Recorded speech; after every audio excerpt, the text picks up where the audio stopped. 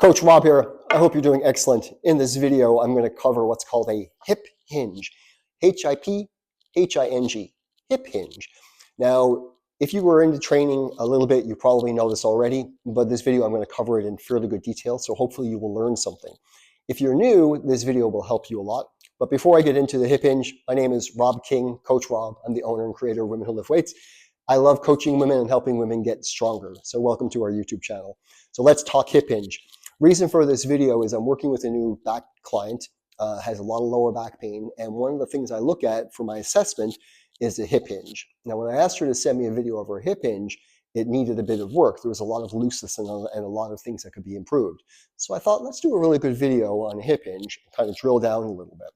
So this one's going to be a little bit longer. I'm going to take my time and explain things in a bit more detail. So I hope it helps you. But let's first and foremost talk about the hip hinge, and then I'm going to go into detail more. So with a hip hinge, most people know a squat, okay? A squat is where the hips are going to go low and the knees are going to go forward. Okay, there's my squat. With a hinge, a squat always has a little hinge, but that's another video, okay? With a hip hinge, you want to think about loading up your hips and your hips going back. The power source of the body, where all of your strength is going to come from, is going to be primarily your hips. So learning how to load up your hips properly, engage your hamstrings and your glutes is going to carry over to strength, carry over to sports, and carry over to keeping your lower back strong and safe. So let's talk the hip hinge a little bit. But before we get to the hip hinge, I want to talk about something very important with the hinge, and that's your feet, okay? So if you're doing a hip hinge, it's always going to start with your feet and the floor. So let's start with that before we get to the hinge. When you're doing your hinge, whether this is a hip hinge, a deadlift, a swing, you always want to start with your feet and create what's called a tripod foot. So with a tripod foot, you want to have the ball of your foot, okay, pinky toe, ball of your foot and heel, and create your arch. This is very important and essential. If you don't have the arch created in your foot will flatten out, and this will send signals up the chain, up to your ankles, your knees, and your hips, which will throw off everything and throw off your hinge. So first and foremost, pay attention to your feet. All right, so I'm just going to do a little demonstration here quickly before I get to any equipment. So when I go to do my hip hinge, I'm going to get my base, I'm going to find my balance, I'm going to set my tripod foot. My feet are about shoulder width apart. This can vary a little bit depending on the exercise or exercises you're doing. Now, when you go to hip hinge, before we get to the hinge, I want you to do two things, okay? I want you to take a little bit of air into your belly, okay? So a little breath. And then I want you to brace your trunk and your core and compress everything. Bring your ribs down and flatten this out and think of your whole trunk as turning to stone, okay? The heavier you go, the more tension you create in your trunk. But anytime you do a hinge, you always want to brace a little bit. So always think, step one, setting your feet, tripod foot, good, strong base. Number two, take your air and brace. So feet, air, brace. Okay, so I've got my trunk braced, I've got my feet dug in, I've got a good balance point, tripod foot. Now from here, the hinge itself, it's very important to learn to sit your bum back, okay? Push your bum back and let your chest come forward with a slight knee bend, all right? So if I go to do a hip hinge, I don't want my legs completely locked, I want a slight bend, all right? So here's an easy way to learn your hinge. Take your hands, put them on the crux of your hips. I know this might look a little funny, but put your hands on your hips. From here, use your hands to push your hips back and let your chest come forward and load up your hinge. Now, if I do this properly, a great exercise that you can do is called a shortstop squat. I learned from Stu McGill, which you're basically just sitting here, grabbing your kneecaps, arms straight. This is my hinge, my shortstop squat, all right? If you look at my position, my knees are slightly forward, my hips are high, my hips are back. This is my hip hinge, okay? Now, if I wanted to reach a barbell, which I'll do in a second, from here, I can't hinge any further, and I don't want to reach. So from here, I would just bend my knees, okay? But first thing is loading up your hips, loading up your hip hinge, all right? Now, there's a couple of ways that you can learn this. You can take this dowel, put this on your hips, push your hips back, okay? This just gives you a little bit of feeling of pushing your hips back. Okay. The other one you can do, you may have seen, I don't have the shoulder mobility for this, is you take the dowel basically here, and from here you push your hips back.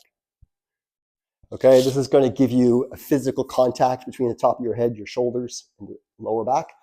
It's a good way to learn the hinge. Another great way to learn the hinge is by taking a band, putting the band around your hip. As I walk forward from here, Kind of hard to see in this video, but I let the band pull my hips back. And this is going to teach me the proper movement for hip hinge, okay? But remember, when you do your hinge, it's all about your bum going back and your chest coming forward, trying to load up the glutes, load up the posterior chain. That's your hip hinge. Now, if I was to take this hip hinge and progress it into, say, a kettlebell and a barbell deadlift, let me walk you through it real quick. The kettlebell is between my feet. From here, I stand tall, take my ear after I set my feet, brace, hinge. Okay, now from here, I can't reach the bell. My arms are not long enough to reach the bell. So what I would do in this situation is bend my legs while keeping my hinge. And from here, I stand up, okay? Keeping my trunk tight, keeping my whole core tight, push my bum back into my hip hinge. Okay, I'm going to do the same thing with the barbell. So it's set up as if I'm going to do a conventional deadlift. Set my feet, grip the floor hard, tripod foot, push my hips back. Once my hips are back and I cannot go any further, I still can't reach that bar with my short little arms. So from here, I'm just going to bend my knees a little bit. As soon as my fingertips can touch, I've gone far enough. From here, I'm going to squeeze the bar, push the floor, stand up. If I go back to the floor, I push my bum back, loading up my hamstrings, loading up my hips. So learning a proper hip hinge is going to help you in terms of strength, power production, movement quality, strength, and so much more. So learning the hip hinge properly and mastering the hip hinge will have huge carryover into everything else. If you have back pain, it's really important to learn a proper hip hinge and to keep your trunk nice and tight. I'll talk about back pain for a little bit.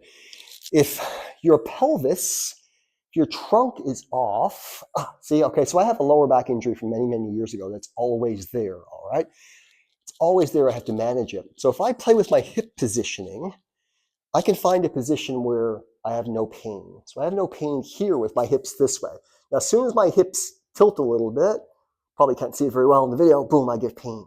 So it's important for me to learn to find my positioning of my pelvis, okay, that's going to be in neutral where I'm not going to have pain. Once I don't have pain and I have that motion of no pain, then I'm going to lock my trunk in and get that tight. So that way when I move, my spine, my vertebrae aren't going to be kind of moving around each other. I'm going to be locked in and there's going to be no movement of my spine, okay? And that's going to be done through a proper brace and a proper hip hinge. So take your time, practice, practice, practice. This is a game changer once you get it. A good hinge is going to set up your deadlift, set up your swing, set up picking things off the floor, and so much more. So take your time, learn the hinge, pay attention to your feet, pay attention to your brace, pay attention to your breathing, push the hips back, let your chest fall forward, almost like a book opening and closing, okay? So hips go back, chest goes forward, hips come through, I stand tall. Give it a try, and I hope this video helped you. And if I can ever help you with anything, feel free to message. And if you enjoyed, please like, share, comment, and all those things. And chat soon. Cheers.